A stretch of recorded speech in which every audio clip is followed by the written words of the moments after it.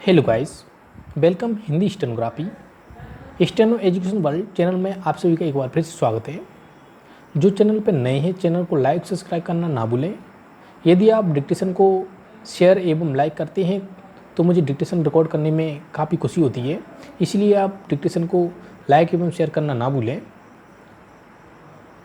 आज की dictation parliament विधानसभा reporter series की यह दूसरी डिक्टेशन है। पहली डिक्टेशन की लिंक आपको डिस्क्रिप्शन में मिल जाएगी। चलिए डिक्टेशन स्टार्ट करते हैं। डिक्टेशन स्टार्ट होगी कुछ समय बाद।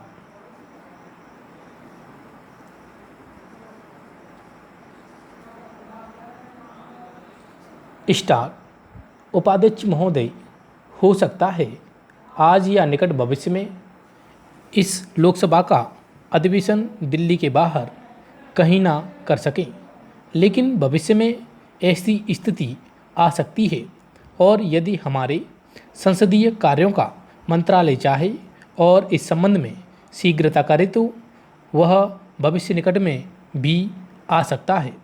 जब हम अपनी संसद का अधिवेशन दिल्ली के बजाय कहीं बाहर कर सकें। वैसे अभी भी हमारे देश में अनेक प्रदेश ऐसे हैं जहां जाड़ों में कहीं अधिवेशन होता है, गर्मियों में कहीं होता है। जम्मू कश्मीर की विधानसभा गर्मियों में श्रीनगर में बैठती है तो जाड़ों में जम्मू में बैठती है। बम्बई की विधानसभा भी पूना में बैठा करती थी। कांग्रेस राज्य का एक ऐसा उदाहरण भी है कि मध्य भारत राज्य तो एक था मगर उसमें दो राजधानियां थीं, एक ग्वालियर में और दूसरी इंदौर में। इसलिए जब हमारे कांग्रेस के मित्र उसका विरोध करते हैं तो वह मेरी समझ में नहीं आता।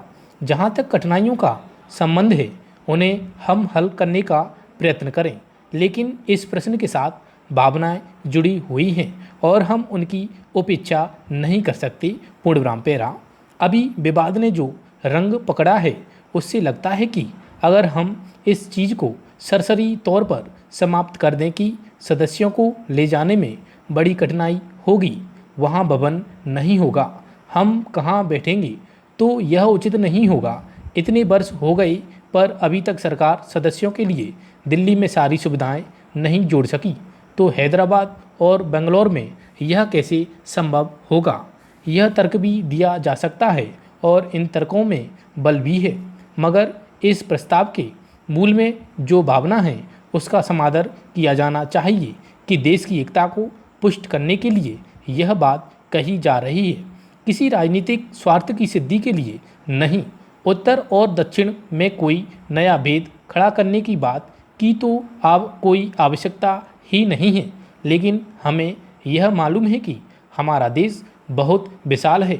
जब भी हम साहित्य में उसका विवरण पढ़ते हैं तो उसकी विशालता हमारे हृदय को बहुत अच्छी लगती है, लेकिन जब इस विशाल देश में हमको घूमना पड़ता है तो भारी कठिनाइयों का सामना करना होता है। आवश्यकता इस बात की है कि हम ऐसे अनेक अवसर लाएं। शहरों में वायु प्रदूषण के अनेक कारण हैं, लेकिन इसमें यातायात तथा परिवहन के लिए प्रयुक्त वाहनों से निकलने वाले धुएं का योगदान मुख्य है।